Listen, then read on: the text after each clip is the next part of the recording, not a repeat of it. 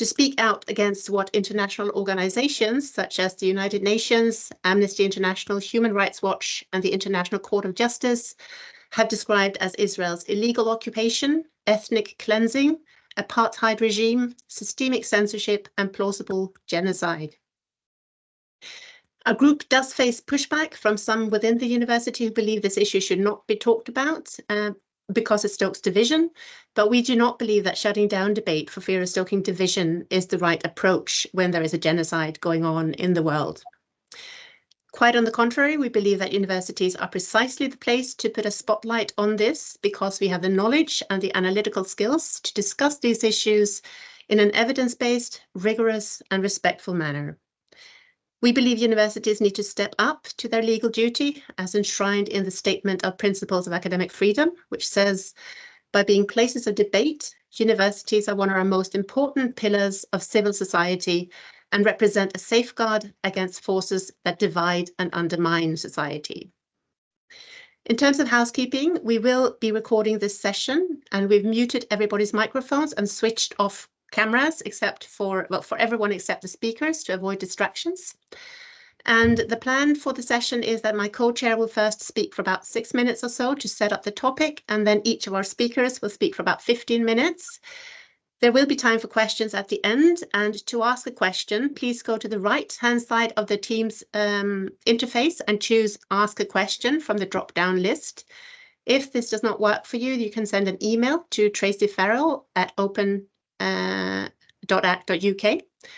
If we do get a lot of questions, we will need to be selective, so apologies in advance if your question is not addressed. You can also like other people's questions if you want them answered. So I'd like to highlight our code of conduct. Because this topic is contested, we urge everyone to bear in mind that language too is contested. We ask everyone to use respectful language. We will not accept any form of discrimination or harassment, whether based on race, gender, sex, sexual orientation, beliefs, age, disability, religion, or lack thereof, or socioeconomic background. We encourage anyone who has experienced or witnessed any form of discrimination or harassment during this webinar to alert us. Okay, so the title of today's webinar is Palestine, from Colonial History to Decolonization. Decolonization, of course, has been on the OU's agenda for many years, with renewed commitment in the most recent Institutional EDI plan. So with that in mind, it is my great pleasure to hand over to my co-chair, David Johnson, to introduce the topic in more detail. Over to you, David. Thank you very much. Thank you very much, Christina, and welcome everybody. Thank you very much for spending this afternoon with us. I'm going to just say a little bit more about each of the three questions that we hope to cover today. The first question is, does the Palestine-Israel conflict have anything to do with colonial history, with anti-colonial resistance, or with decolonization? Now, if you put that question to the British government or to the Labour Party, the official opposition, the answer would be a resounding no. Just to quote a couple of recent documents, last year, a 2030 roadmap for UK-Israel bilateral relations was published on the 31st of March, which starts off with the words, "Our two countries complement each other's strengths. As freedom-loving, innovative and thriving democracies, Israel and the UK are proud of our deep and historic partnership. We are firm friends and natural allies. Our strategic partnership is underpinned by extensive security and defence cooperation that continue to safeguard the UK and Israel's national security." Now, if you turn to the Labour Party, you hear exactly the same message, if anything, in even more effusive form. In November 2021, the head of the Labour Party, Keir Starmer, spoke to the Labour Friends of Israel, and he ended off his speech with the following rousing words. He said, "We will continue to support Israel's robust democracy, its independent judiciary, and its commitment to the rule of law. Israel is a nation with a vibrant media, free trade unions, and a lively tradition of debate, dissent, and disagreement, as well as the rights won by the struggle of the women's movement, the LGBT community, and religious and racial minorities." Now, looking at these two documents, what's striking is what's not there. There's very limited mention of Palestinians. The roadmap only makes 4 very cursory mentions, and so does Starmer's speech. And there is no mention anywhere in any of these documents of the words colonization, colonialism, anti-colonial resistance, or decolonization. They are not part of the analytical vocabulary at all of the two ruling parties. Now, if you move from the parochial national context of Britain's two ruling parties and try to attempt to take on a global perspective, you have a very, very striking contrast. And there are many ways of demonstrating this, but perhaps the easiest way of demonstrating this is just to refer to the United Nations and their many publications on the subject. Since the 1950s onwards, the United Nations have insisted that colonies have the right to decolonize. They have the right to resist colonial rule. United Nations Resolution 1514 in 1960 says that colonialism is a denial of fundamental human rights, is contrary to the Charter of the United Nations, and is an impediment to world peace. And this general principle is applied repeatedly to Palestine. So that, just to take one of many, many examples, Resolution 2649 of 1970 reads that the UN affirms the legitimacy of the struggle of peoples under colonial domination to the right of self-determination, to restore themselves to that right by any means at their disposal. That's quite an interesting phrase, any means at their disposal. And it condemns those governments that deny the right to self-determination, especially the peoples of Southern Africa and Palestine. Southern Africa under apartheid at that stage, Palestine in 1970 under Zionist rule in Israel. What's striking as well is if you look at how the member states vote on Palestine, 140 of the 193 member states on the United Nations have recognized the legitimacy of Palestine to statehood. And it's very significant that all of those pretty much are nations that themselves had a colonial history, and they have absolutely no problem in seeing the struggle through a colonial lens. Those who do not, who deny a colonial perspective on reading Palestine, Israel, are those of the global north, led, of course, by the United States. In other words, the former colonial powers. So that's the first question we want to think about today. The second is, does culture play any role in the Palestine-Israel conflict? And this is a question we've chosen because we've got three speakers so this is what they do for a living. We have three speakers who write about literature, about language, about culture. We couldn't have three better people to talk about this. And we're thinking about culture not only in obvious ways as art, literature, music, dance, and so on. We're thinking of it in an anthropological sense, as a way of life, and how colonial relationships are part of the texture of living. And we're hoping they're going to say, illuminate our understanding of that. But before going on to talk about that, there are two very important contexts I want to just mention in understanding their positions as Palestinian scholars. The first is just to register the destruction that has taken place in Gaza, specifically to universities and education. The new rector of the University of Glasgow, Dr. Ghassan Abu Sitta, has, on the 12th of April, just set out those figures. 12 universities have been completely flattened, 400 schools, 6,000 students killed, 230 school teachers killed, 100 professors and deans, and 2 university professors killed. I find it very hard to try and comprehend what that would mean to a global community of scholars studying Palestine, a particular community, to lose that amount of intellectual, cultural, academic resource in such a short space of time. I was trying to explain to my neighbor who's not interested in these things to register this, and I thought the best I could do was think of Wales, which has got 8 universities, and imagine if all 8 universities in Wales were flattened. How would we react to that? How would we think about that if hundreds of their staff were killed, thousands of their students? It's an extraordinary obstacle to overcome in terms of how people must be trying to think of themselves as intellectuals. And the second context I'd also like to emphasize is to think about the UK and how much money pro-Zionist funders pour into UK universities. There's an article from a couple of years ago by a scholar called Hilary Aked, who used freedom of information requests in order to try and just understand how much Israel studies was being funded at universities. And in the short period between 2010 and 2012, Aked saw large sums of money to set up institutes of Israel studies at Oxford, Manchester, Leeds, SOAS, and Sussex. And this is important because anybody who's ever worked at a university knows that money matters, institutional support matters. There is really no equivalent investment in helping people to study Palestine from a kind of perspective that is sympathetic to Palestine studies. The only substantial instance is the University of Exeter, where Chomsky Pappé is. But by contrast, the study of a kind of liberal Zionist perspective is enormously well resourced. So the important thing to say is that scholars of Palestine inhabit very hostile terrain, very unpropitious terrain. Now, the third question I wanted to raise is the one about we're interested in today is, does the Palestine-Israel conflict have any relevance to the decolonizing the curriculum initiatives at UK universities now? This is a very recent kind of initiative. In 2020, there were 24 universities which had these programs. Since the three key events that are cited is the murder of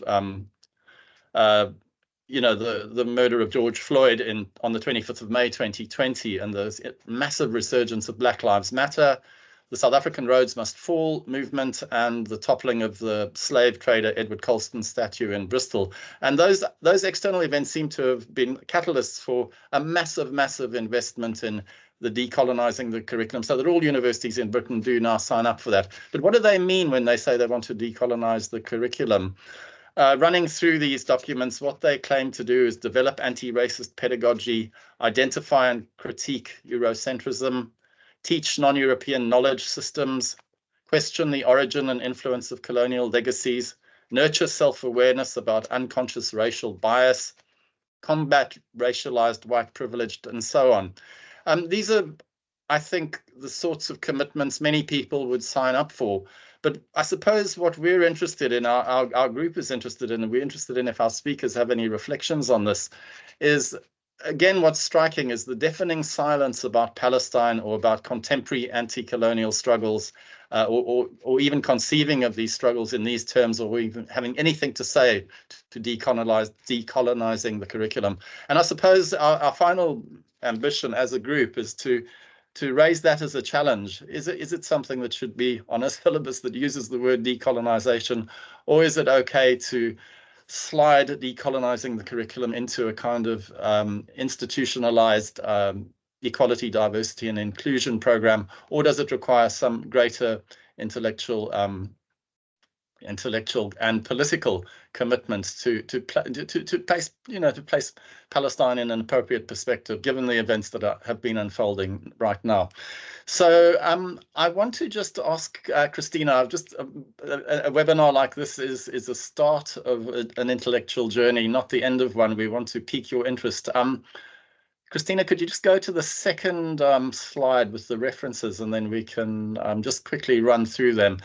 This is really just to say that what I've just summarized now is nothing very original. Other people, sorry, that's the third one. So there we go. Just if you do want to read further, there's obviously an enormous amount. I've just given the references there, which are on screen, to the policy papers. It's very interesting to read the government and the Labour Party's papers, of course. It's very interesting to read the UN documents as well. That final reference there, the question of Palestine, is a 500-page history of Palestine, which draws very heavily on current scholarship and places colonialism at the very center of its analysis of the conflict. The two histories I've mentioned there, Chomsky Pappé and Rashid Khalidi, are well known. Both of them, again, very reliable routes to understanding the conflict in the way I suppose we think it should be understood. The Ghassan Abu Sitter lecture I mentioned, the Hilary Akhed article, and then the final two references are both on decolonization. The first one by Priyamvada Gopal, focused principally on the UK, and the Neil Larson one on the United States. So further reading for you if what you hear today piques your interest and you want to investigate further. But that's enough of me, and it's over now to our first speaker.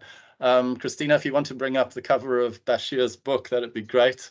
Bashir is the head of department at the University of the head of the English Classics and History department at the University of Kent, and he's a reader in post-colonial literature.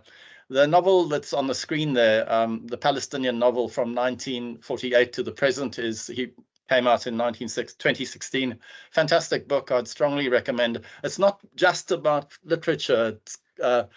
It's very, very historically textured and hugely illuminating. So even if you're not obsessed with literature, it's something I would recommend very strongly as a kind of insight to the kind of tensions and pressures that have produced Palestinian literature since 1948. So Bashir also has written a collection of essays edited a collection of essays on Edward Said after Said, and he's also perhaps most well known. He writes regularly for the Jacobin, including an excellent piece which came out in the last couple of days. So look out for him there. And I know he's appeared on Al Jazeera often. So over to you, Bashir. Thank you, David. It's good to be with you. It's nice to be thinking about these questions in what is it's catastrophic times. Very hard to continue with normal life as you're witnessing what's happening. So I'm going to begin with your questions. I like the idea of having questions and answering them. I thought, yeah, this is kind of a good exercise. I'll spend most of my time on the first question, which is rather counterintuitive, I know, David. But then I'll say a couple of things about the last two questions, and then perhaps we can elaborate in the Q&A. So the first question is about the relationship between 20th century anti-colonial struggles and the ongoing Palestinian struggle for self-determination. I think the short answer is that it's basically the same, in the sense that, like other oppressed peoples in the 20th century, Palestinian collective political rights have been violated by imperialism, in foundation by British imperialism. For geostrategic reasons, Britain facilitated and empowered the European settler-colonial movement to occupy a homeland of Palestinian Arabs, and also to expel most of them by force in 1948 in order to create a new Jewish state. So Herzl famously described this process in the 19th century, and he talked about founding a state that would be, quote, a rampart of Europe against Asia, an outpost of civilization as opposed to barbarism. So for the founders of Israel in 1948, and those who expanded Israel's borders, though Israel never declared its borders, Israel is a colonial settlement project for Jews intended to displace the local Palestinian population and also to replace it with Jewish immigrants from around the world. So Israel is an exclusively Jewish state. Now it's codified by law since 2018, the nation state law. In an Arab majority area, that's the history of it, created against the wishes and also against the political aspirations of the majority of the people there. Right? These are the key facts. So in one simple sense, the Palestinian struggle is against imperialism and also against colonialism, like all the struggles that took place in and around the Third World and ended up in political independence. But the complication with Israel is that it has distinctions. And it has distinctions that other colonial societies in the 20th century don't have. And these complicate the story of decolonization in infinite ways, right? And we see them every day. The first is about timing. I'll mention two key ways that it complicates the issue. The first is about timing. So as the Third World and as Third World people started gaining their freedom since 1945 to that point, Palestinians were losing their freedom, right? So it's totally in opposite of that trend. So their national trajectory is against this broad historical trend of decolonization. So then, which happened for most people around the world between 1945 and 1975. So the UN became what can be described as the hub of third world legal, political advocacy, and the Palestinians during that time became stateless, they became dispersed, and they became politically voiceless, right? The second key complication is the identity of the colonizers, not just about the timing of colonization. So Israel was founded by European Jews, mainly Eastern European Jews, who fled Europe because of anti-Semitic persecution. This culminated, of course, in the Nazi Holocaust, in which 6 million Jews perished. So Israel was founded not just as an imperial rampart, as described by in the words of Herzl, but also as a refuge from persecution for a group, not just any group, that came to emblematize 20th century victimhood. That these are the key complications. So whatever the political views of the people who ended up in Israel, whether they are nationalist or not, whether they're Zionist or not, many immigrants came to Israel-Palestine because they had nowhere else to go. All the other doors were shut down. The US was shut down. That key historic distinction is deeply consequential. It complicates all the parameters of the discussion. The question of Palestine gets bound up with the Jewish question of persecution in Europe and also with the Holocaust. Because of that, it's extremely overlaid, it's extremely overdetermined. We have two nationalities that have been at it for the last 100 years, two antagonistic, clashing peoples that have been bound up in violent confrontation for the last 100 years with nowhere else to go, right? So yes, colonizers and colonized, but the colonizers, that's the complication, are the ultimate victims of the Holocaust, always supported by the West as well. Edward Said talked about this. He talked about the complexity of this confrontation in exactly those terms. My favorite novel, Palestinian novel, Ghassan Kanafani, wrote a novel about it called Returning to Haifa. It's a magnificent novel that tries to think about the nature and the specificity of this exact confrontation.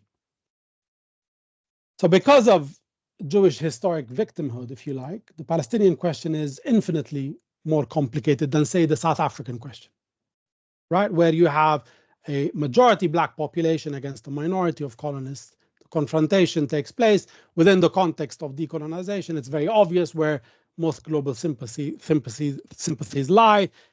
Slowly, Western policy gets changed. Even Algeria, in Algerian decolonization is simpler, though, of course, very costly in human cost. But as a confrontation, you have a minority European settler colonial population with a mother country exploiting a numerically much vaster Arab majority population. The success of the Zionist endeavor in Palestine is that it managed to alienate Palestine from the rest of the Arab world and to expel the majority of the Palestinians and to turn the minority of Jews, of the population who were Jewish, into a sovereign entity.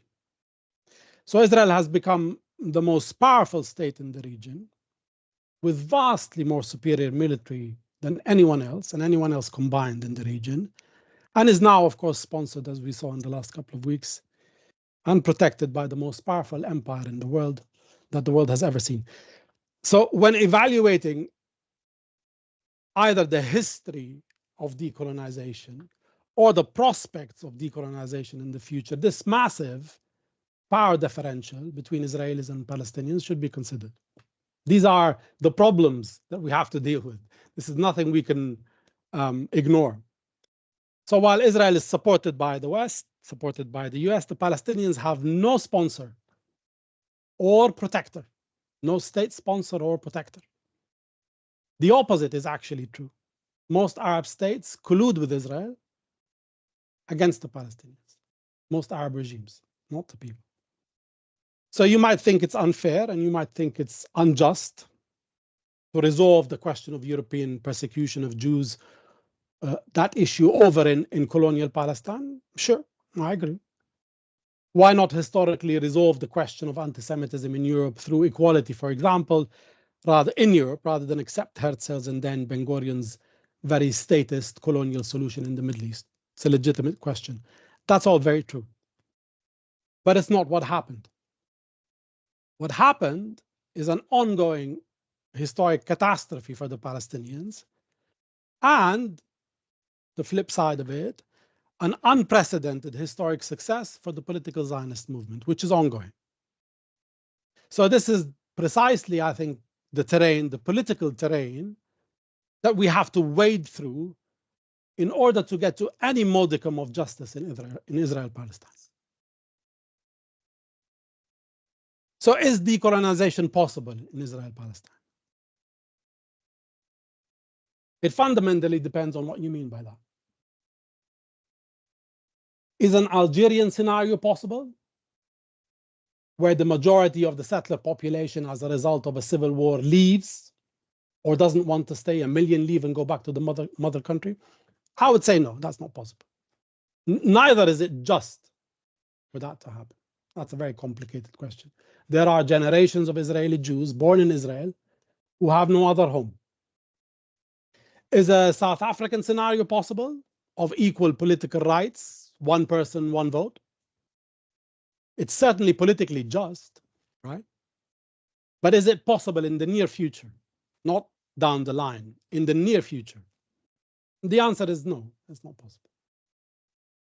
Why? Fundamentally, because nationalism, both colonial nationalism, the Israeli version, and anti-colonial nationalism, the Palestinian version, is still a very powerful force in Israel-Palestine. And importantly, we should look at the distinctions between these very different settler societies. And importantly, the settler-colonial project in South Africa was very different than what we have in Israel-Palestine. It was about exploitation. It wasn't about replacement and mass displacement of the population, which is what the Zionist project is about. So the simple truth is, I know people don't like to hear it these days, but it is what it is. It's one of those political truths. Occupied Palestinians want a state of their own. This is their right enshrined in international law. They want a separate state from Israel. It's the only way for them to protect themselves from Israel. They want the end of the illegal occupation and the settlements. And they want full Israeli withdrawal to the 1967 borders. Not Oslo. Oslo was not a two-state solution, okay? But a sovereign Palestinian state in the West Bank and Gaza. If you look at public opinion, not intellectuals who are writing outside of the country or in the West, in New York, but public opinion in Palestine, people who are suffering under the brunt of the Zionist project, especially in the West Bank and Gaza, Palestinians also don't want a one-state solution. They don't want a South African scenario, right?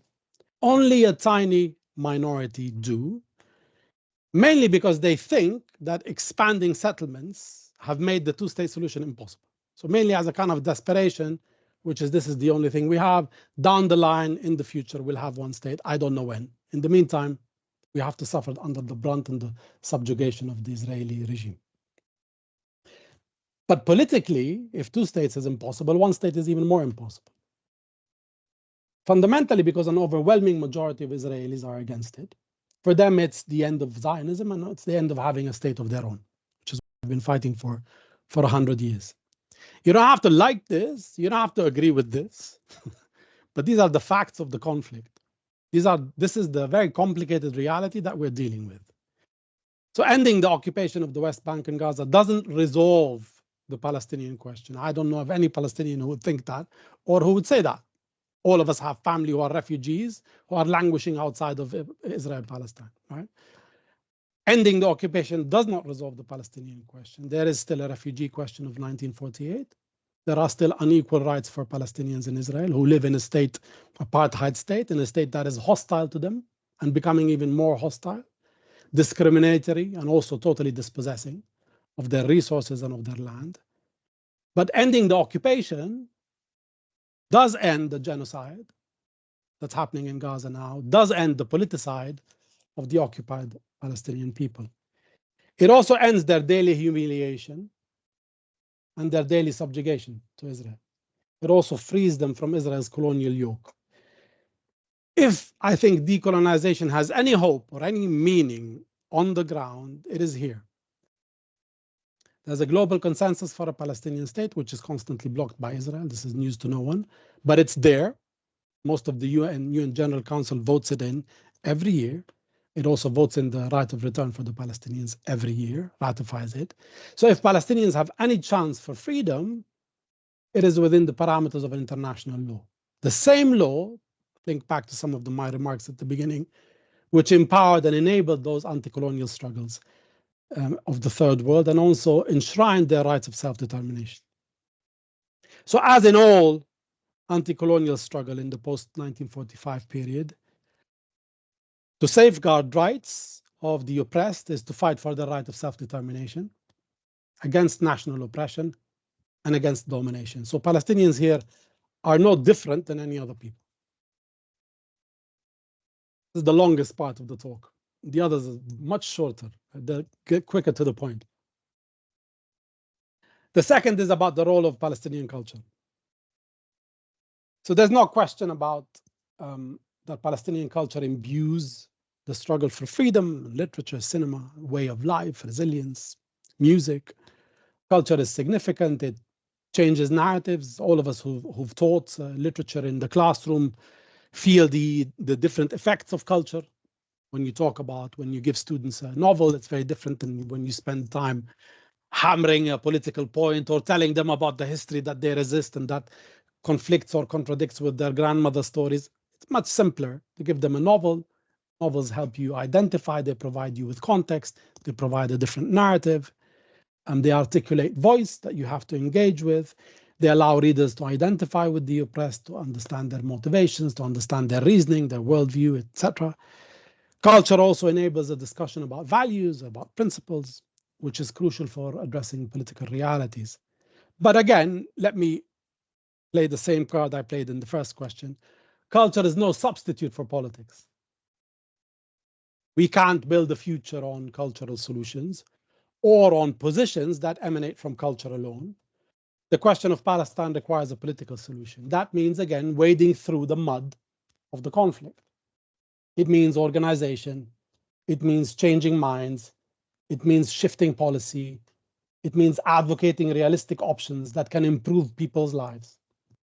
This is precisely, to take just a slice of what's happening at the moment across the US on US campuses, this is precisely what the US students are doing, right? The protesters are providing administrators with a concrete set of demands that, if followed, would constitute a political form of pressure on Israel. So divestment, sanctions, delinking from Israeli universities that are complicit with the occupation, supporting education in Gaza, etc. These are concrete demands. Such work is, of course, informed by culture. We can see the students sitting around and reading Kanafani's 1936 to 1939 pamphlet. I saw some images on social media to that effect. Great, but ultimately it's political work. Without it, there's no hope for change. The last question is about colonial assumptions in the academy, about decolonization, intellectual slogans, etc. So, I mean, this is my shortest answer in a sense. I teach anti-colonial text. I teach post-colonial theory, so-called Marxism. I understand the importance of radical education, encouraging critical reasoning, talking about independent thought, emphasizing that, its significance for my students. I think that theoretical work of clarification, work of elaboration is absolutely crucial. That there's a need for a profound philosophical discussion about theory, about categories, about concepts all of the time. Intellectual work, again, should have its own autonomy. Academic work should not be reduced or be evaluated by what's happening in the so-called, in Britain, it's the culture wars, or in the US, or by public fashions or positions. I want to defend the academic space that is totally uninterested in political questions. We all, on some level, have to. Issues to deal and tackle and learn and study issues that are don't link up in any way with political strategy or don't link up with activism. So the university is a place of academic work that can be purely valued by intrinsic intellectual goods. That's an important thing to emphasize. But we all recognize, look at what's happening in the US at the moment, that universities exist in societies that are constantly undergoing change, political pressure. Those pressures sometimes come knocking on our own doors as teachers. Students tell us, I want to study this, I want to learn more about that, let's have a session on this. They make demands about what we need to teach, what we shouldn't be teaching, etc. But in the same way that I want to defend the rights of the political, earlier, I would also like to defend the rights of the university. Ultimately, what we teach and how we teach is subject to academic freedom. Whatever the nature of the debate, whether it's decolonial, whether it's gender or sexuality, the university, I think, must remain a place where difficult dialogues, discussions, and exchanges are had. This is, I think, very important, especially at the time when university administrators, who are making a huge mess of how to deal with political protest, I mean, unbelievable mess, are inviting police onto campus. At this particular time, academic staff must insist on the values that protect what we do, whatever our political differences or opinions are. So I think protect academic freedom, protect free speech, protect freedom from state or external interference, insist on the autonomy of the university. These are important values. On some level, this is a very skewed way, if you like, of answering this question.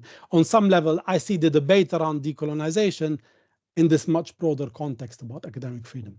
Thank you very much. Thank you very much, Bashir. Very, very thought-provoking and answering the questions as well. So thanks for attending to them so closely. Over now to our second speaker, who is Professor Tahrir Hamdi.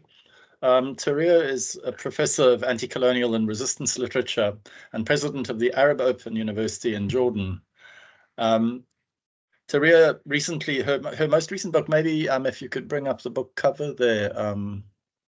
Have you got the book cover there, Christina? Sorry, just to show Tahrir's most recent book. Sorry, we've jumped ahead to Tahrir's. Sorry, presentation. Let me just 1 second here. It's a very striking cover. It'd be great if people could just see that. I know. Can you see me sharing my screen now? Is that okay? People can see that. Yeah, a very, very powerful book called Imagining Palestine, Cultures of Exile and National Identity, which came out in 2020.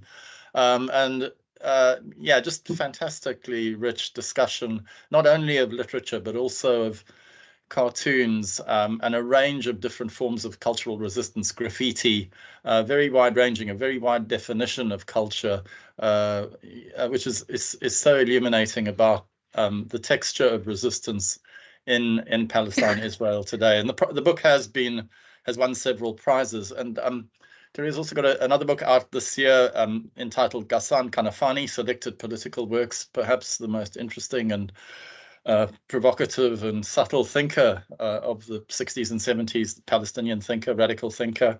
And a final point just to say about Tahrir, which I discovered recently, is that at the Arab Open University in Jordan, the university has about 2,000 Palestinian students who are in exile and are being taught. So she has students who are, I mean, she herself obviously directly affected by what's happening right now, but her students, as so much so as well. So speaks with a very immediate sense of what's happening. So over to you, Tahrir. Okay, thank you. Can you all hear me, first of all? Yeah, okay. Thank you very much, David, and thank you, Bashir, for your presentation. You made it easy for me, so I don't have to really go into detail about things. Okay, let me go back to trying to share, okay? So share, and I want to share windows, and here we go. Okay. So can everybody see? Sorry to jump in here, Tahrir. Can everybody see? But can everybody see Tahrir as well? I'm sharing my screen. Can you see the? Okay, we cannot see your face though, Tahrir. Do you want to switch on your camera? Yeah, because I turned off the camera. Is that okay? If you prefer, yeah, it would be nice to see you. Yeah, because I have a presentation.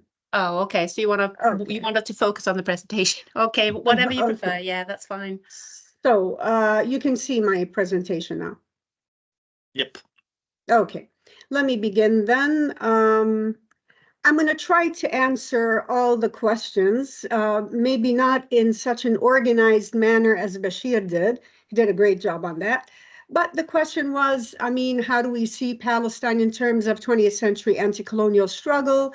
I would say that Palestine is the best example, of course, that we have today of anti-colonial struggle, because Palestine and Palestinians, occupied Palestine, is struggling against what I would consider to be the most brutal form of settler colonialism in history. Of course, in this kind of brutal settler colonialism, I would say, has roots in Western colonial ideology from the 19th and 20th centuries.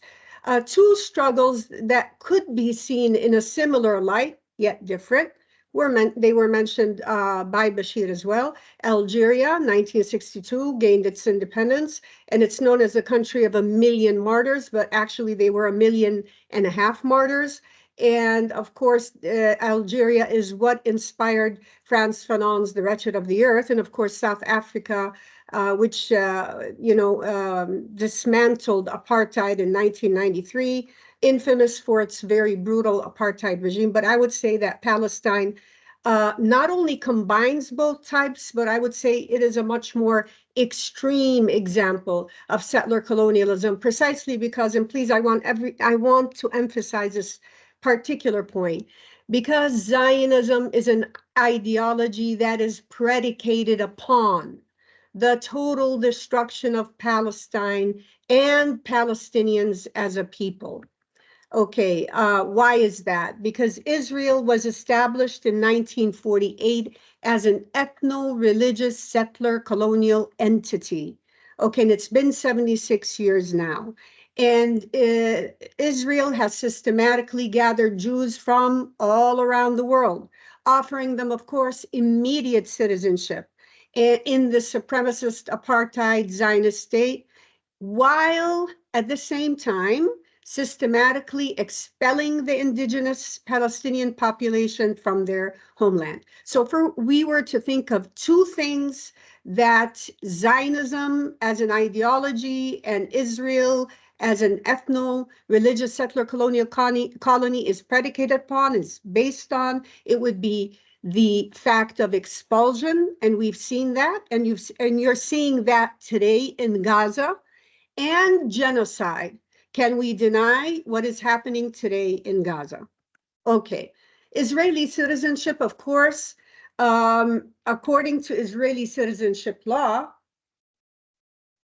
any Jewish person who immigrates to Israel as an Ole Jewish immigrant under the law of return automatically, that is automatically, immediately becomes an Israeli citizen. So keep that in mind. Now, I'd like to repeat the words of the historian Asmat al-Halabi, who writes that genocide begins with the idea of genocide. And that's what Zionism, how Zionism began, and Israeli society. He says Israeli society is a society predicated on the elimination of the native. Like if you want a real life example, I want you to think of Gaza. What is Israel trying to do today in Gaza? Are they after Hamas? No, I would say no. Are they after the resistance? I would say no. They are after the people. Look at the destruction of Gaza. They want the people either to leave or be killed. You have a choice. Either you are expelled or you are killed. Okay, so it is predicated on the elimination of the native, and its institutions are embedded in the practices of genocide. So I don't need to repeat this, but historically, the father of Zionism, Theodor Herzl, said it very clearly. The Zionist dream is based on doing what? Getting rid of the people of Palestine. Spirit, and these are his words, of Theodor Herzl. Spirit the penniless population across the border. This is the only way that the Zionists could indeed create a purely Jewish Palestine, okay? And this is something that the historian Nur Masalha has stated in his book, The Expulsion of the Palestinians. He talks about Wiseman and Rupin, and he says, Wiseman telling Rupin the following: the British told us that there are some 100,000 Negroes in Hebrew Kushim, and for those, there is no value, okay? It's not like they thought that Palestine did not have a people or it was empty land. No, they knew there were people in Palestine, but they're not worth it. These are Kushim. Okay, and if you compare this with today's Zionist descriptions of Palestinians, you get the same. The Israeli Defense Minister Yoav Gallant said on the 9th of October, after the Hamas attack, I have ordered a complete siege on the Gaza Strip. There will be no electricity, no food, no fuel. Everything is closed. We are fighting human animals, and we are acting what accordingly. So these people are human animals. We need to get rid of them. We're not going to feed them. We're not going to give them electricity, no fuel, nothing. And let's not forget what Ilan Pappé says in his book, The Ethnic Cleansing. Each brigade commander, this is in 1940, pre-1948 even, each brigade commander received a list of the villages or neighborhoods that had to be occupied, destroyed, and their inhabitants expelled with exact dates. And how different is that from Netanyahu's, today's prime minister of Israel? Amalek discourse from the Bible. From the Bible now, go attack the Amalekites. These are the Palestinians of today. And totally destroy all that belongs to them. Do not spare them. Put to death men and women, children and infants, cattle and sheep, camels and donkeys. Okay, Netanyahu says, you must remember what Amalek has done to you, says our Holy Bible, and we do remember. So the idea is not just to kill the Palestinians, but even their donkeys, their sheep, their camels, anything that will bring life to them.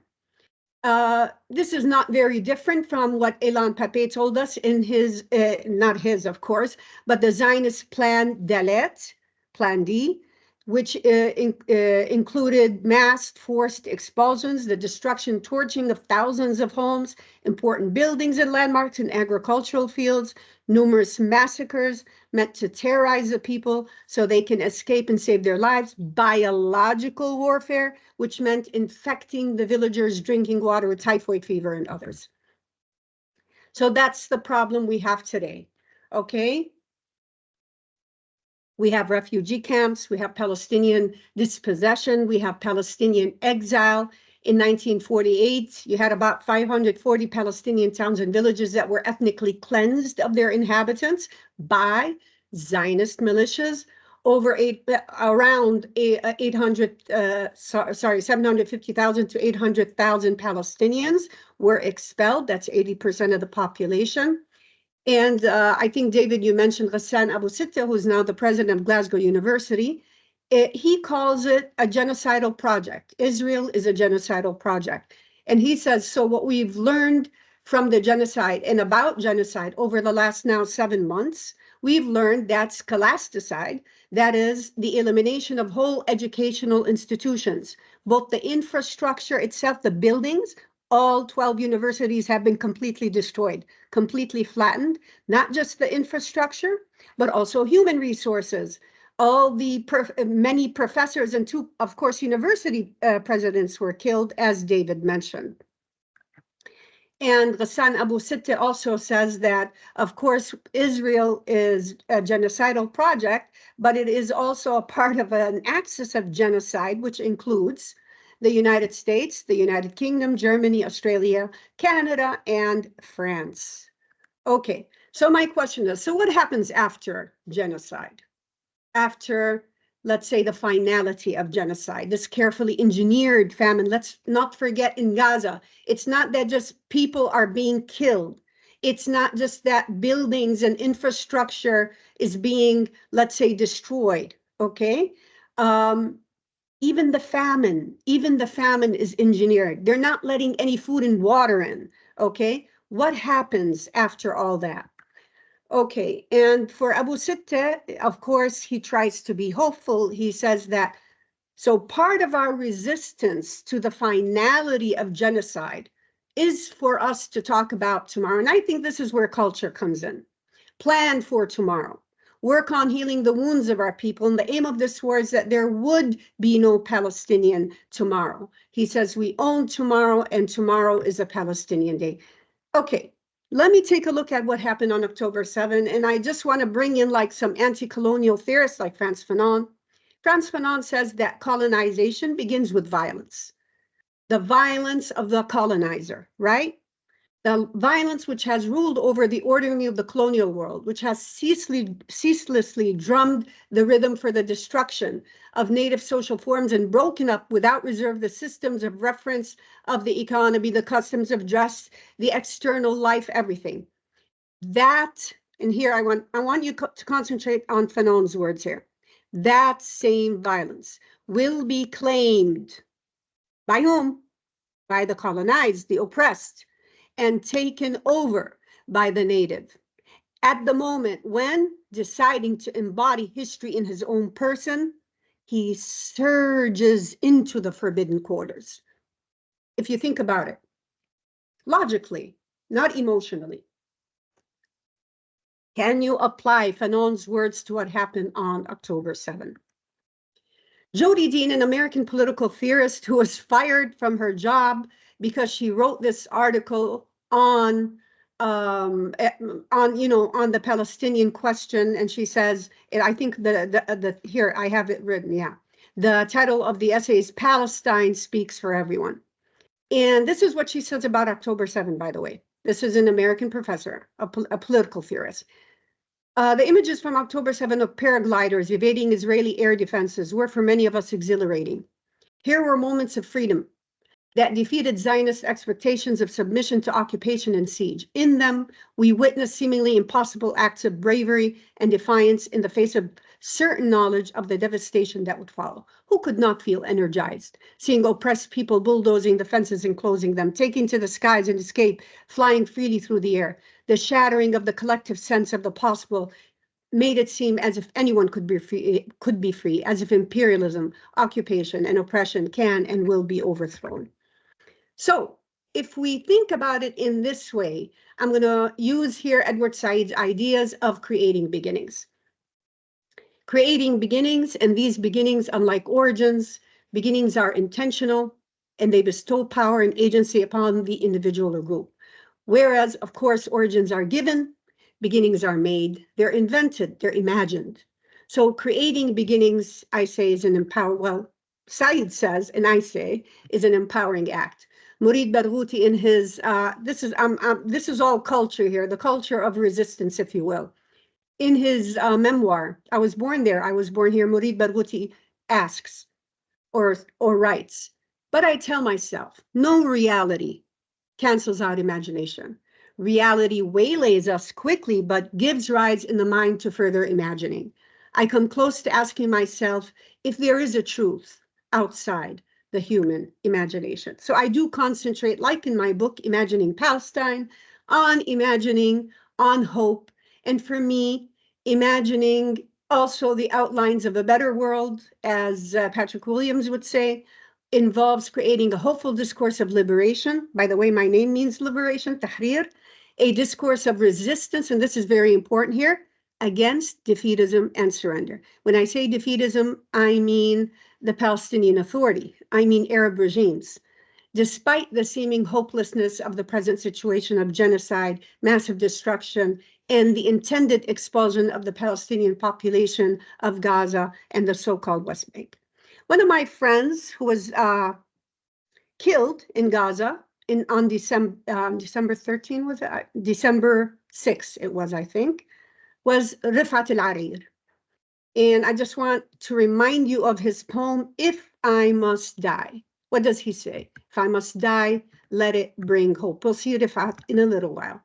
Just to remind you again about the culture of resistance, of course, all the anti-colonial thinkers like Amy Cesar, Frantz Fanon, Amilcar Cabral, Ghassan Kanafani, Edward Said, all of them talked about creating new people, new men and women, empowered men and women, where culture and the culture of resistance played a very important part of the anti-colonial struggle. As Amilcar Cabral says, national liberation is necessarily an act of culture.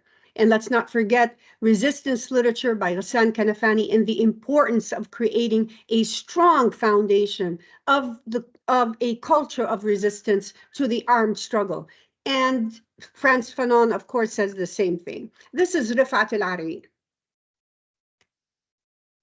Rifat worked at the Islamic University of Gaza, of course, which exists no more, and neither does Rifat. He was an academic. He taught English literature, by the way. He's an academic. He was an academic, a poet, and now, of course, a martyr. I know this is a poem that you must know. If I must die, you must live, to tell my story, to sell my things, to buy a piece of cloth and some strings, make it white with a long tail, so that a child somewhere in Gaza, while looking heaven in the eye, awaiting his dad who left in a blaze, and bid no one farewell, not even to his flesh, not even to himself, sees the kite, my kite you made, flying up above, and thinks for a moment an angel is there, bringing back love. If I must die, let it bring hope, let it be a tale. Very interesting, kite, flight, like flying and the idea of being free. So again, I go back to the idea of resistance and the culture of resistance being against the very idea of defeatism, of hopelessness, of giving up. And I talked to the son of Najil Ali, his name is Khalid, and he told me in an email that his father, along with Ghassan Kanafani, came up with the slogan, أخشى ما أخشى أن تصبح الخيانة وجهة نظر. That betrayal can become like a point of view, a certain perspective. And of course, what he meant by betrayal is what we see today, in terms of the Arab governments, Arab regimes, the PA, and their actions and reactions. I don't want to get into more detail than that. So for Ghassan Kanafani, the poetry of resistance, the literature of resistance, the culture of resistance is not characterized by a note of lamentation or despair, but reflects an admirable hope and a constant revolutionary fervor. And I want to also believe in what the Marxist critic Theodore Adorno said about the consummate negativity, which I see as the consummate negativity of colonization, occupation, and all forms of siege. What do they do? What does the consummate negativity do? What does it do? It delineates the mirror image of its opposite. And what is the mirror image of its opposite? I would say an extreme form of defiance and resistance and decolonization and liberation. So the idea of, I'm not going to get into it, of Edward Said and living on the margin, and the Black American critic Bell Hooks also about choosing the margin because the intellectual must live on the margin, not in the hegemonic center. This is an intervention, says Bell Hooks, a message from that space in the margin that is a site of creativity and power. That inclusive space where we recover ourselves, where we move in solidarity to erase the category of colonized, colonizer. Marginality as a site of resistance. Enter that space. Let us meet there. Enter that space. We greet you as liberators. And from Counterpoint, Mahmoud Darwish says, even if you're not Palestinian in blood, you must become a Palestinian in heart. And he says, of course, this is a poem, Counterpoint to Bach in Arabic, and he wrote it in tribute to the death of Edward Said, to Edward Said. He says, I belong to the question of the victim.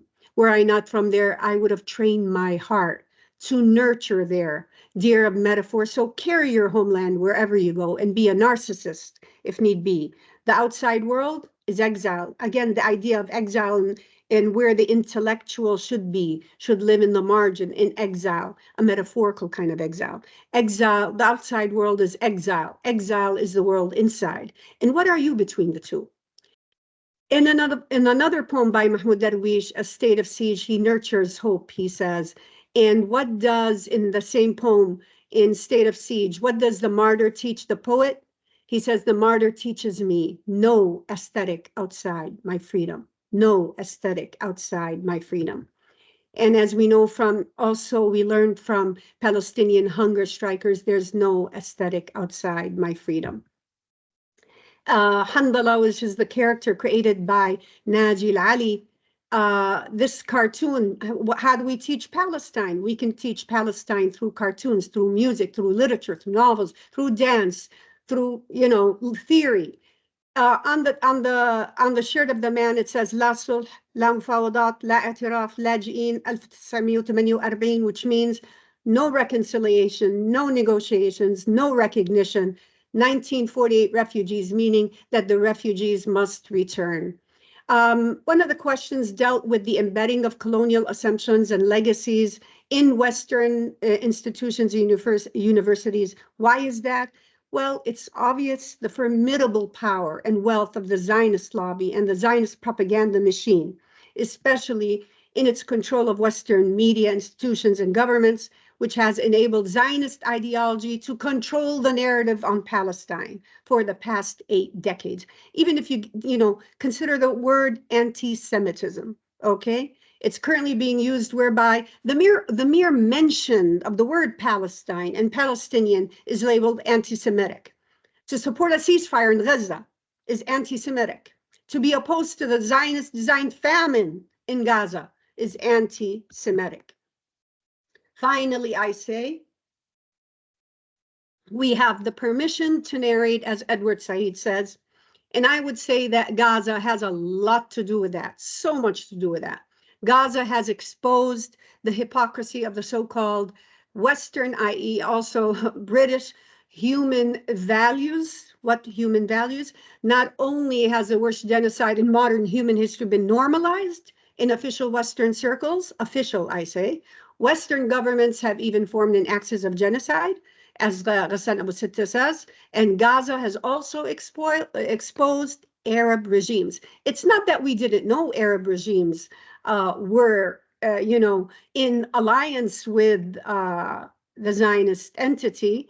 Yes, but now they showed it. I mean, they showed it very clearly.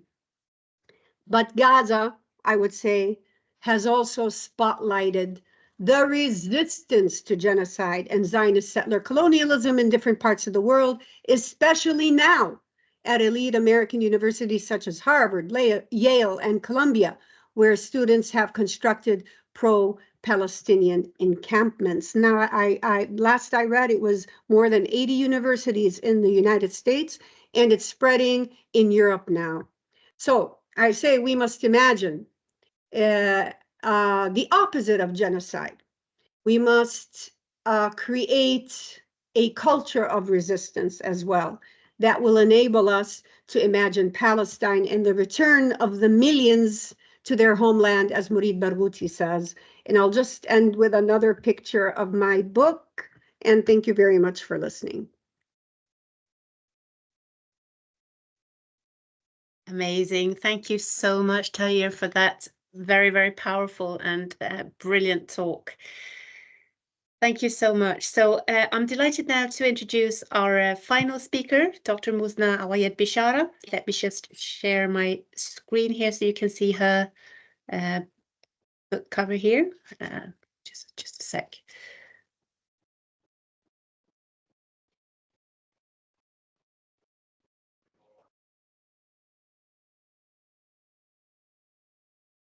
You see that all right? Yeah. Okay, so Muzna is a senior faculty member in the program for multilingual education in the School of Education at Tel Aviv University in Israel.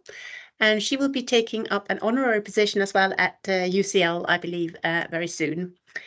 Through her work on Palestinians in Israel, Muzna has made considerable advances to our understandings of decolonial language pedagogies, multilingual minority education, as well as language policy and planning in conflict-ridden contexts.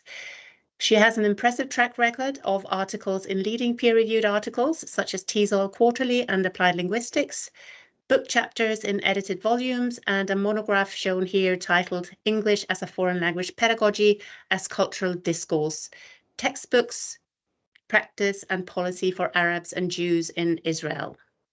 Now, for me, what for me is an incredible and very unique strength of Muzna's work is her astute analytical attention to power imbalances and how they are reproduced and or contested through semiotic means. And before I hand over to Muzna, let me just remind everybody that you can ask questions in the chat and we'll address them afterwards. So without further ado now, the floor is yours, Muzna. Thank you. Thank you, Christina. Can I just share my screen? Please do. Oh, yes.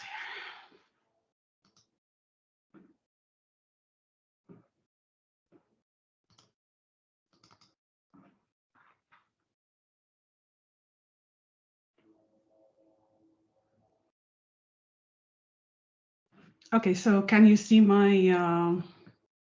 Yeah, that's good. Thank you. Yes.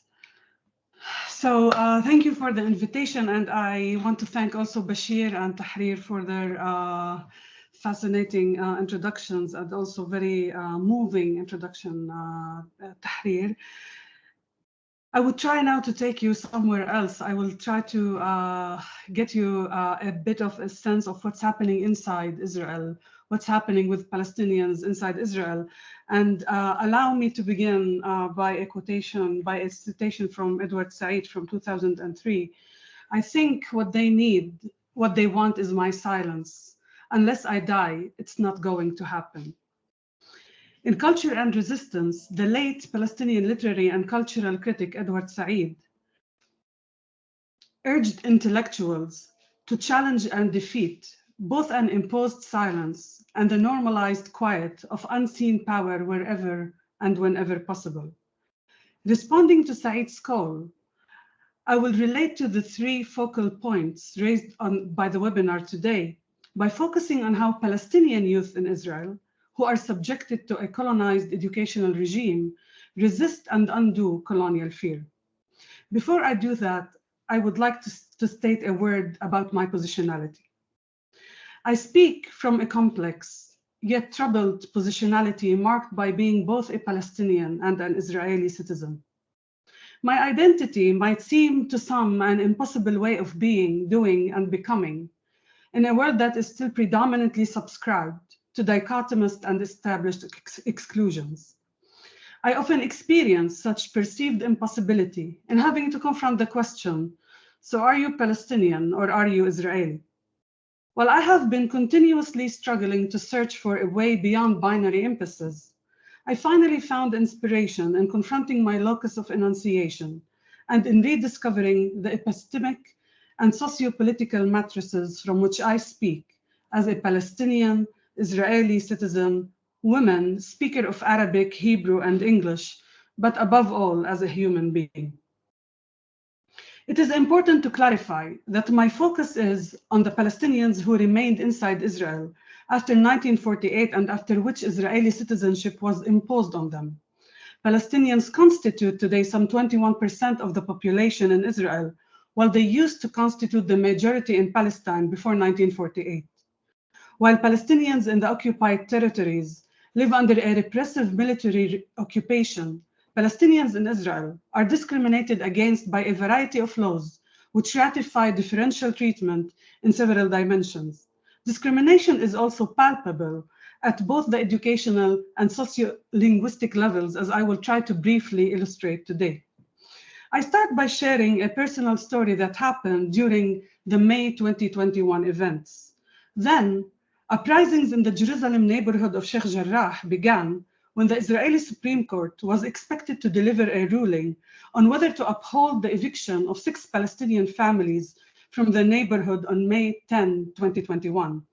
The uprisings in Jerusalem soon accelerated into violent encounters between Israeli forces and Palestinians, leading ultimately to the 2021 war on Gaza. Within this context of armed conflict, Palestinian youth in mixed cities and other localities in Israel took to the streets to express solidarity with Palestinians in Jerusalem and Gaza. On a Tuesday morning, around this time, I got a call from my then 15-year-old daughter. The school principal, a Palestinian citizen of Israel, was prohibiting her and the other students from entering school premises because they were wearing black and covering their shoulders with the Palestinian kafiyah as a sign of solidarity with Palestinians in Jerusalem and Gaza. Go home or call your parents to bring your uniform, the principal rebuked the students because their outfit was associated with defiance. However, the students insisted and the principal ultimately gave in, allowing the students to enter school. But that was as far as the school staff would go. When the students initiated a discussion on the events unfolding in Jerusalem and Gaza, the principal and teachers adamantly refused to engage. This is an educational institution. We are not allowed to discuss political matters, was their response. Overwhelmed by the emotional weight that I experienced that May morning as a Palestinian parent, I found some comfort in the realization that the acts of resistance of my daughter and her schoolmates will allow them to one day find a way to decolonize their classrooms. You might have found it odd that a Palestinian school principal would be so alarmed at the sight of Palestinian solidarity. However, the incident encapsulates the paradoxes of Palestinian life in Israel. In terms of the education of its Palestinian minority, Israel has always administered and maintained two segregated schooling systems, one for the Hebrew-speaking Jewish majority and one for the Arabic-speaking Palestinian minority. Israel has always perceived Palestinian national cultural identity as a threat to the Jewish character of the state. This is why the Israeli educational system serves a dual purpose. For Jews, it is a nationalizing apparatus, and for Palestinians, it is a denationalizing one. It does so by promoting Zionist ideology and erasing the Palestinian national identity. In 2009, for example, the Ministry of Education decided to remove the concept of an-Nakba, Arabic for catastrophe, from the Arabic school curriculum. So to show solidarity with the plight of Palestinians is to defy the main tenet of the Israeli education system. So in this sense, the school principal was right. The symbolic gesture of my daughter and her schoolmates really was an act of resistance. To ensure denationalization, a system of fear was instilled within the Arab schools through a sophisticated system of surveillance. Direct surveillance prevailed during the military rule that Israel imposed on the Palestinian community between 1948 and 1966, while an indirect system of control remains to this day in the form of colonized education, which is designed to denationalize and particularly to de-Palestinize Arab students. For example, in one English as foreign language class described in a study I conducted with colleagues, the teacher mentioned the Arabic word for revolution, thawra, in the context of a text arguing that certain educational reforms in the US were revolutionary. The word thawra immediately evoked in the students a sense of belonging to their Palestinian identities as they started to call out the word Palestine. In response to students' articulation of perhaps the most unsayable word, Palestine, the teacher utilized policing and even silencing discursive strategies until she had completely depoliticized the discussion of thawra in class. We argue that this depoliticization was achieved when students finally started to provide ideas about what a revolution in school might mean, cancel the exams. Being subjected to a colonized form of education has indeed interpolated and contained many Palestinians within the logic of colonial politics, as we have seen in the case of the principal and the teacher. Yet the incident with my daughter and her schoolmates has provoked in me a scholarly question. How are Palestinian youth in Israel, who are subjected to a colonized education, transforming and resisting denationalizing forces and becoming speaking agents? To address this question, I began examining the way Palestinian political ideals cultivated outside the framework of the formal educational system have opened up new possibilities for political organizing and expression. Based on theorizations from a recent linguistic ethnographic study offering a new conceptualization of sumud pedagogy, I showed how Palestinian youth are enacting sumud, which is Arabic for steadfastness, as a sociolinguistic practice for crafting new subjectivities of political speakerhood, different than those imposed on them by the Israeli educational system. Sumud is a key concept in intellectual debates about the strategies Palestinians develop under colonial conditions. While many studies have used sumud as a concept that captures the everyday adaptive strategies of Palestinians inside the occupied territories or refugee camps, sumud pedagogy focuses on how Palestinians, particularly Palestinian youth in Israel, exercise their agency to resist and negotiate the institutional erasure of their identity. Sumud pedagogy suggests that young Palestinians are driving a decolonial pedagogical process which is situated outside their colonized education in cultural arenas such as hip-hop or informal youth activism, and contributes towards learning to unlearn colonial fear. Let me illustrate this with a few examples from interviews that I had with members of a Palestinian youth movement based in the city of Haifa, Sama and Adi, who were in their early 20s at the times of the interviews, and they both granted me the permission to use their first names. Sama and Adi identify as Palestinians. Through various discursive practices, young Palestinians use the undoing of colonial fear to liberate themselves from the shackles of institutional fear or surveillance. Among these practices is associating fear to speak up against the institution with previous generations, not their own, claiming that their parents and other older Palestinians are still dominated by colonial fear. Adi declares that he and his generation, crossed the barrier of fear, and problematizes how older generations of Palestinians understand and exercise sumud. The difference is in the joint consciousness between the Nakba generation and our generation. For them, sumud means staying quietly at home. For us, sumud means being in our neighborhood, Wadi Jmal, and our city, Wadi Salib and Wadi Nistas, all Palestinian neighborhood in Haifa, and everywhere, all around historic Palestine. This is what enables us to build our future in this place, sumud without fear. Adi problematizes how what he calls the Nakba generation often perceives sumud as the ability to stay put and preserve one's own home and family.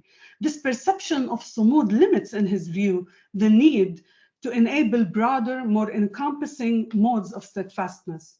To Adi, sumud without fear must go beyond a concerted or individual effort to protect one's own home or family, mainly by being silent about the colonial conditions that Palestinians experience. I have also seen that the undoing of colonial fear entails learning how to become liberated Palestinians through unlearning colonial practices of de-Palestinization. Now in her early 20s, Sama describes an experience she had in the 8th grade when she and her classmates were punished and sent home by the school administration for hanging the poems of Palestine's poet Mahmoud Darwish on the corridor walls in their schools and for wearing keffiyas in honor of his death. When we were young, we would go to demonstrate in the War Emir Habibi, which is a major Palestinian corner in Haifa named after the late Palestinian writer Emir Habibi, to compensate for what we were not getting from school. Not only did we not get an education about who we are as Palestinians from school, we were also penalized for trying to express our identity. I realize now at an older age, and I know what I need to do. Sama's past school experience illustrates how my daughter and her schoolmates' more recent acts of solidarity in May 2021 are situated across a long and continuous line of struggle Palestinian youth have been forging against an educational discursive regime that bans their political and national speakerhood. The experiences shared by Palestinian school kids illustrate how the politics of military rule still operate in Arab schools to censor and constrain the sphere of the Palestinian sayable. Refusal to accept the penalty in this sense, for example, the school administration's punishment of students for expressing solidarity, works to create the very outline of resistance, aligning thus the acts of resistance performed inside and outside school together as practices of sumud. While realizing how Palestinian youth are still intentionally prevented from constructing their national sense of self and belonging, Sama links her activism to a nuanced notion of sumud. Part of my struggle today is a feminist struggle. I think that this entails a different type of consciousness than struggling to preserve one's family or living. Yet it is an integral part of the larger Palestinian struggle, and it is also the motto of Tal'at, Watan Hur, and Nisa Hurra, all names of Palestinian feminist movements. Our liberation as women is an integral part of our broader Palestinian struggle, and this struggle occupies a large space in my everyday life. In balancing her struggles for liberation along more than one axis at a time, Sama espouses an intersectional resistance to oppression when stating that her struggle as a Palestinian is not merely against colonialism, but also against patriarchy. Hence, the multiplicity of voices that currently engage in the discourse of Palestinian struggle engender a decolonial strategy for overcoming, in Said Atshan's words, overcoming the surveillance and disenfranchisement, both discursive and embodied, that Palestinians face from many directions. To conclude, I would like to go back to the quote from Edward Said. Many Palestinians, young and old, have internalized an effective technology of control. What the Israeli state wants from them is their fear to speak up, which in turn will make them silent. Yet, many others are aware of the need to break free from these mattresses of fear. When David Barsamian asked Edward Said whether he thought that the fear that's present in your generation is somewhat less in the younger generation, Said responded, "There is no question about it," stressing how younger generations are reinventing the wheel, starting from scratch, as we are also seeing around the world, specifically in the United States, in American universities. To what extent will these young Palestinians be able to continue dismantling current and unprecedented silencing processes that are taking place inside Israel amidst the ongoing war in Gaza is indeed a question for future research. Thank you. Thank you so much, Rosna. That was so interesting to get a real sense of the kind of ideological pressure that your students experience and your own children. At 1623, we were meant to end at 1630, but all academics are completely incapable of sticking to time. I was guilty. I was given 6 minutes. I spoke for 10. And so we've run over. So what we're going to do is we will carry on until 1645. If you have to leave at sharply at 4:30, please go ahead and do so. And also do type your questions into the chat. In the interim, I'm going to ask a sort of holding question for the three speakers. What I was interested in, I mean, and I want to take advantage of the fact that you all work in very different contexts, one in Jordan, one in Britain, one in Israel itself, and just ask you to reflect them, you know, the Palestinian resistance you've all spoken about very movingly.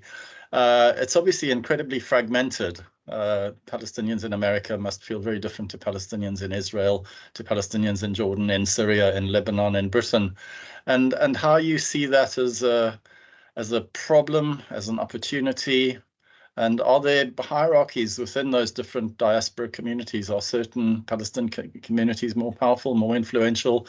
I mean, there must be obviously important differences between Palestinian political leaders in the West Bank and Gaza as well. So what are your reflections on that? I'd be really interested to hear more about that, because looking, you know, as a kind of sympathetic outsider, that strikes one as a substantial challenge. So I don't know who wants to go first. I mean, Bashir, do you want to start? You've had the longest time to recover from your talk. So kick off.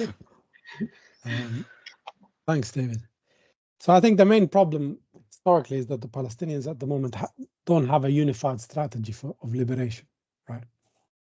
And that is experienced across the different parts, across the West Bank and Gaza, Palestinians inside Israel, the 20%, and also the Palestinian diaspora. If anything, the Oslo deal, what it meant was a total abandonment of the Palestinian question as a refugee question. And it turned the Palestinian question into a question of a local municipal colonial enforcer for the occupation, right? Involved in a very long process of negotiation that never ends as the land is being taken from under your feet. So I think the fundamental problem is that Oslo emblematized the defeat of the Palestinian national movement. And we have been experiencing and living through this defeat in many different kinds of guises. Alongside that, we have a rise in very essentially mostly militarized confrontation between certain elements of the Palestinian resistance, various elements. Sometimes it's Hamas, sometimes it's Fatah in the second Intifada, but now it's mainly Hamas and Islamic Jihad that have taken on the work of confronting Israel in different ways, right? So that is in competition with the Palestinian Authority. It's in competition with Fatah. It's a fragmented, factionalized process that could never come under a unified leadership. There was a moment in 2006 where this was possible, where the prisoners articulated what is called as the prisoners' document, the prisoners' vision, in which they tried to organize all spheres of Palestinian anti-colonial activity, whether it's in the West Bank and Gaza, their relationship to refugees in the Arab world externally, and also whether in contact with Palestinians inside Israel. That failed, that didn't work, and we are living the results of this failure. I'll say one more thing. This is a very complicated question, David, as you can imagine. The Palestinian question remains Palestine focused. Right? It remains a question especially after Oslo, in and around what's happening in the West Bank and Gaza, occupation. Sometimes the Palestinians inside Israel come into it.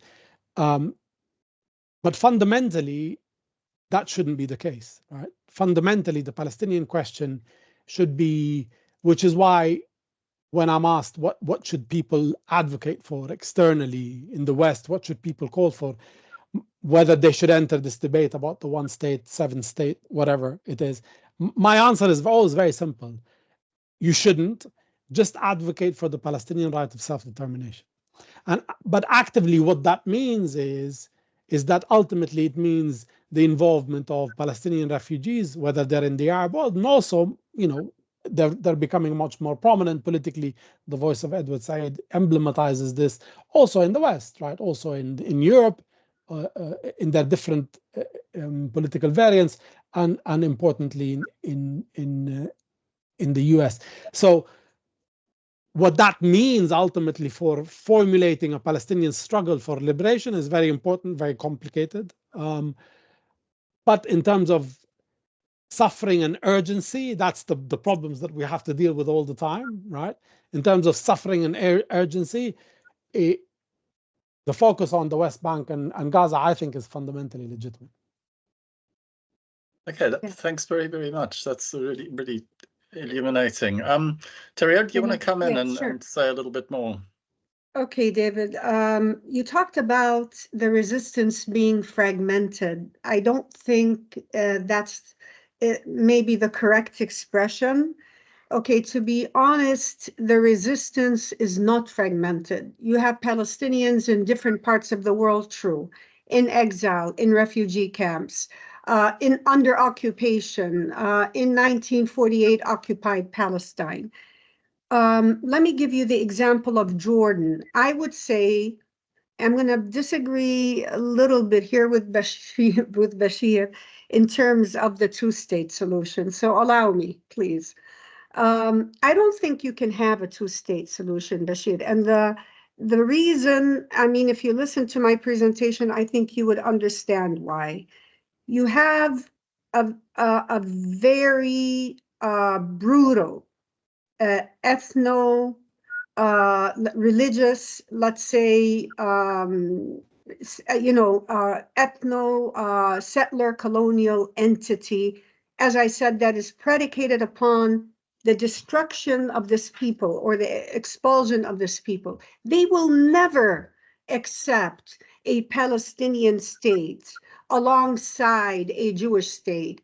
And you even have some moderate, quote unquote, Arab regime saying even that Palestinian state would have to be disarmed. Manzu'at al-silah in Arabic, no armaments, no weapons. How could that be? Israel is a nuclear power. Come on. I mean, let's think about it. Not only does it have the latest technology, in how to kill and burn and maim, it's a nuclear power. And you want a Palestinian state without an army, without weapons. It's totally ridiculous. and a nuclear power that wants to destroy the very people, because the existence of the Palestinians negates the Zionist ideology itself. But I want to give the example of Jordan. Let me go back to Jordan. We had protests, we still do have protests in Jordan, near the Israeli embassy. They don't want the Israeli embassy. They don't want the agreement with Israel, etc. Okay, I just want to tell you about the dialogue between the Jordanian population and the Jordanian protests and the resistance in Gaza. For example, Abu Hamza, he's the spokesman for the Islamic Jihad, came out. He's like Abu Ubaidah for Hamas. Abu Hamza came out and he said, I thank the Jordanian people for supporting the resistance and keep at it. Thank you. Keep putting pressure, etc., etc. So the people of Jordan came out the very next day and said, Abu Hamza, don't thank us. And they made it into a chant, sort of. Abu Hamza, they are in dialogue with each other. It's to that point. When Abu Ubaidah, of the spokesman for Hamas, comes and gives a speech, you can see it on loudspeakers in Jordanian streets. You can hear it there.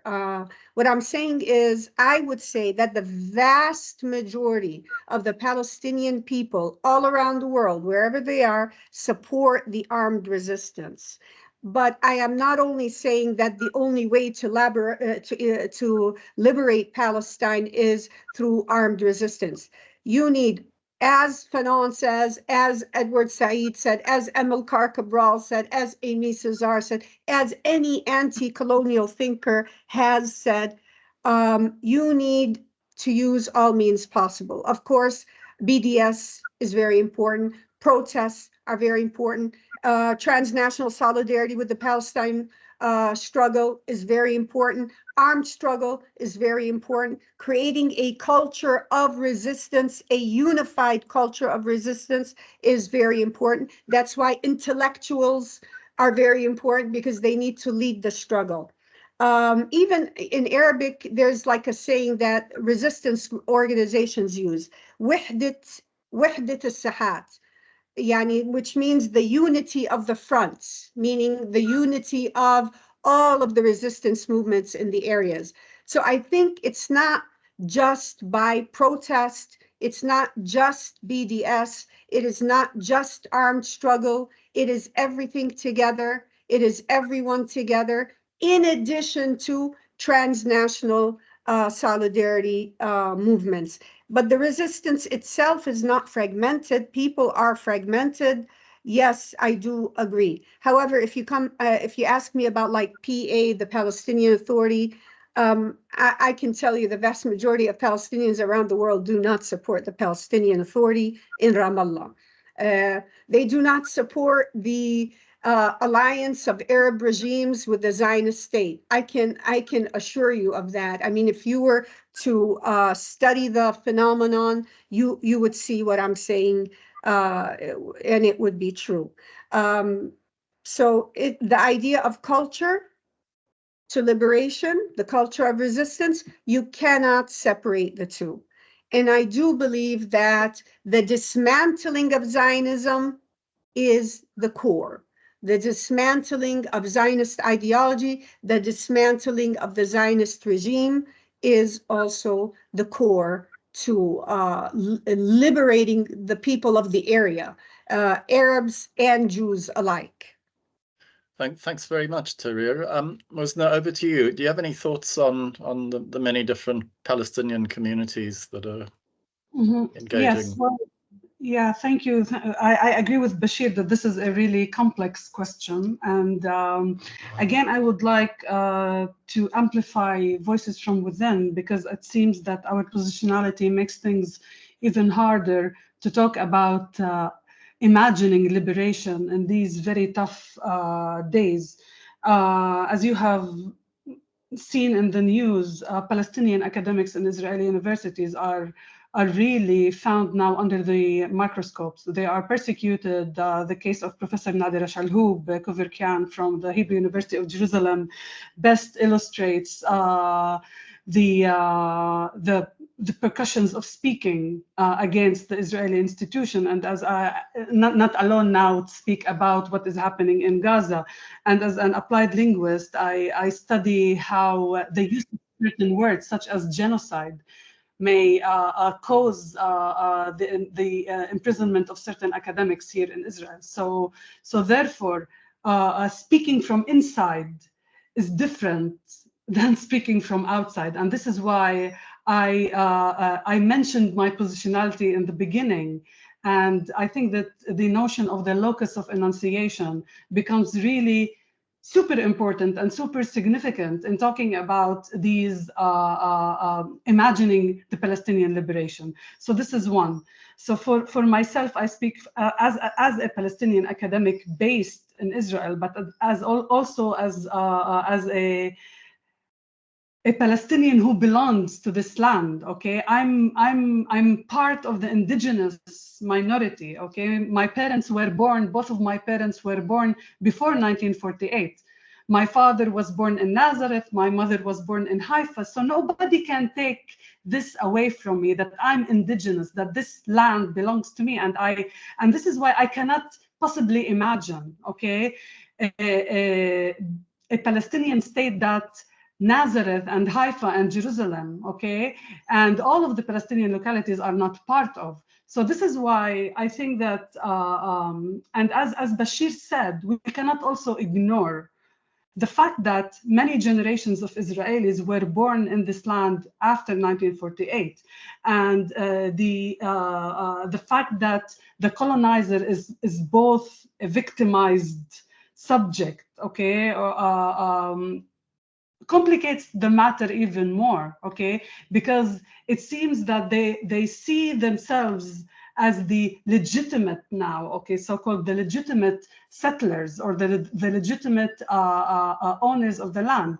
So the complexity of holding this dialogue here is more than people can imagine, and specifically because of the censorship, specifically because of the politics of silencing, and specifically because of the politics of fear, okay, that is kind of exercised against us as Palestinians. So many people, for example, accuse Palestinians of being silent. Why are you silent since October 7th?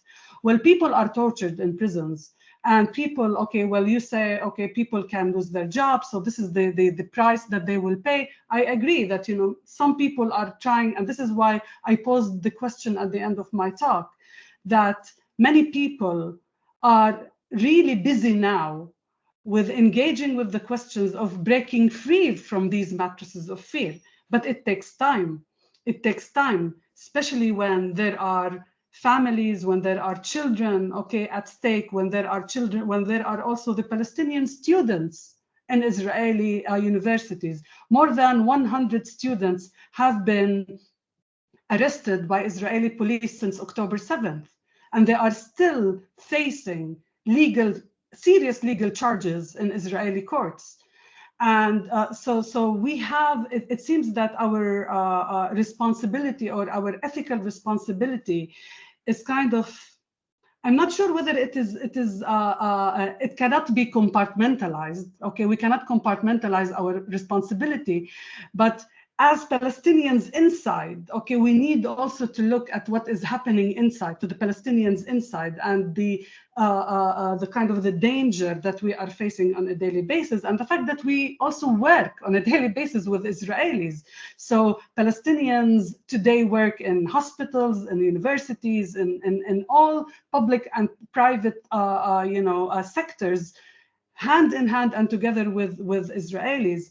And just a last comment, and amidst this everyday experience, they have to come, okay, to work with the idea that they cannot possibly talk about their identity as Palestinians. And this is why throughout the years, and this is what I also mentioned in my talk, that Palestinians kind of internalized the politics of the military regime, in the sense that either I keep silent, okay, or I will lose my living. It's as basic as that, okay? And this is why we see that the Palestinian identity, it is not erased, okay? but it is cultivated in the privacy, okay, of private homes. It is cultivated in cultural arenas, in as we have as I have been also documenting in my research in the last few years, in informal youth movements that are gaining more and more momentum within the Palestinian community, and also within this feminist, queer also resistance, okay, of the politics of silencing. Thank you very much. All three of you have given very full and generous answers to my question. And while you've been talking, a few more really good questions, better questions than mine, have popped into the chat. So what I'm going to do, because I'm conscious of time running out, I'm going to read the 4 questions that have come in, ask each of you if there's anything you want to say about any of them briefly.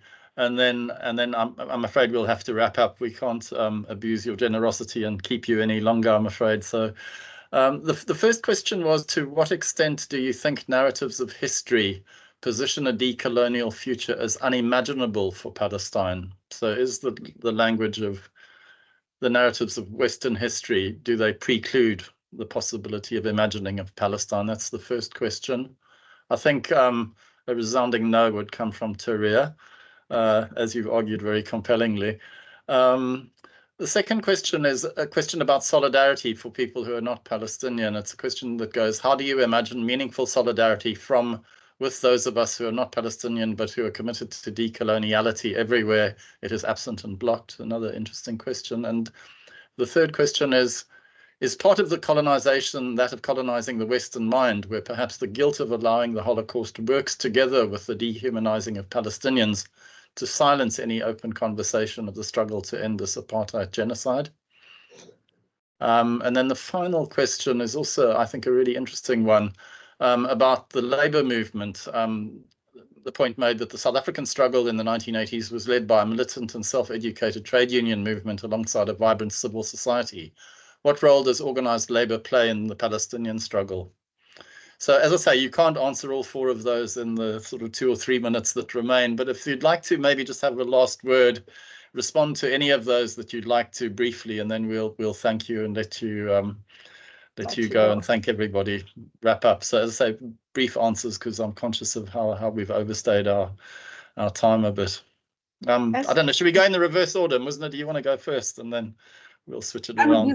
I would like to shortly comment on the issue of solidarity, international solidarity. I think that we need solidarity on the basis of our humanity, because what's happening in Gaza and what's happening and also what is not reported in the media of what's happening in the Palestinian occupied territories, okay, the settlers' violence, and what's happening also to Palestinians inside Israel sometimes go without saying, without noticing. So yes, we need solidarity, and we need people to keep an eye on Palestine. So yeah, this is what I wanted to say. Yeah, thanks very much. That's a powerful message. Tahrir, do you any of those 4 questions you'd like to respond to briefly? Yeah, I would agree with what Musna was saying. It's interesting that with the universities that started the protests in the United States are all Ivy League, Harvard, Yale, Columbia, Emory. I think it's interesting. Why? Because this is where the leaders of the future come from these Ivy League institutions. So if people start changing in terms of really understanding the narrative, the story of Palestine, I think for the future, this would really make a significant impact on American foreign policy. You, David, for example, you give me the idea of how did apartheid South Africa? I mean, the United States didn't feel that South Africa, after the Cold War was over, it was of any, importance as it used to be because of, communism, countering communism. Now, when the United States and other Western countries start thinking, well, Israel, we don't really need this kind of genocidal, racist, apartheid entity in the middle, it's costing us a lot of money. And a lot of the thinkers of the future think this. I think this is very important. BDS is very important. They can continue with the boycott. They can continue with keeping the pressure on.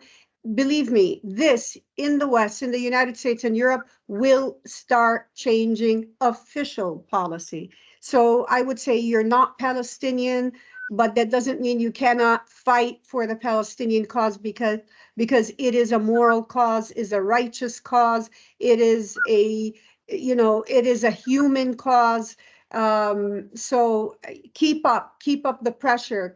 BDS, boycott, keep protesting, keep, you know, so I think this is very important. In terms of Holocaust and the silencing, well, I think Edward Said said it the best, victims of the victims. But now, I mean, we need to keep, you know, this idea of the current Israel, the establishment of Israel is a very, I mean, brutal idea. It is a brutal idea. Think about it logically. Why? Because it means replacing one people who we're going to bring from abroad, and that's what happened, to replace another people, the indigenous people of the land. So is that right? Is that human? Is that ethical?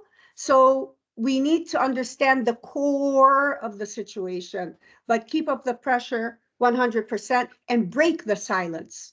That's what I would say. Thanks so much, Tahrir. And Bashir, any of those 4 questions, anything you'd like to have a final word on any of those 4 questions? So I'll answer some of them in a combined way. So I think the question about solidarity and what meaningful action is important. The question about labor is also important. So in these struggles, mobilization is key. Political pressure is key. There's no imagination, of course, is always prepares for the act. How you narrate your conflict, the struggle, how people pick up on that, whether people are convinced by your narrative is all important, all key. But ultimately, to have political effect, you need to translate this mass support to a different kind of policy. Right, and that's where we are at the moment. The Palestinian cause, for the last 2 decades, I think, in the West and now more and more in the US, has won out publicly. So all you want to do, if you are an elite figure or if you're politically Zionist, you want to shut the debate down because the debate is lost. There's nothing to debate. You look at the pictures. Despite of controlling the media, despite of control of key aspects of pushing the narrative and talking about it as if, you know, Israel is there just to defend it, all of that, it's just lost. You could see it in demonstrations all the time. So the key question now is how to translate that change in public discourse into a different kind of policy, and that's where geopolitics come in, and that's where the need to change American policy in the Middle East, which is the key policy. Impeding peace in the Middle East needs to come in. Holding Israel accountable to its war crimes is another fundamental part of this. Implementing international law, not just saying international law is granting Palestinians this or that, but actively implementing that international law, right? Putting pressure on Israel, putting pressure on Israeli war criminals who've committed those crimes, preventing them from traveling, banging them up in prison when you catch them. That needs, so the notion that Israel, which is what is America all the time, that's what America is trying to protect Israel from. The notion that Israel should be a pariah state until it stops violating Palestinian rights, I think it's absolutely right, both morally and politically. That's where the public sentiment is. Politics needs to change. It'll take much longer, but it's better to have that as a basis than not to have that. Thanks so much. Thanks so much, Bashir. I actually, we're about to end now, but I'm going to actually, I asked all 3 speakers to produce a very short, an answer to a very short question before we said farewell. I asked each of them at the start of the session to give us the name of one book on Palestine they would recommend. They can recommend their own books, but probably we'd prefer them to recommend and other. So just to go around, one last word. Musna, what would you advise our audience to read?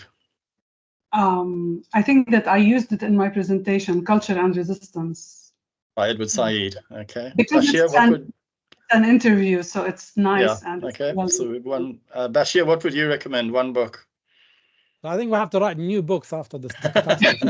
I think that's the challenge, right? Because a lot of the books are now not superfluous in any way, but the juncture we're living in is absolutely new, right?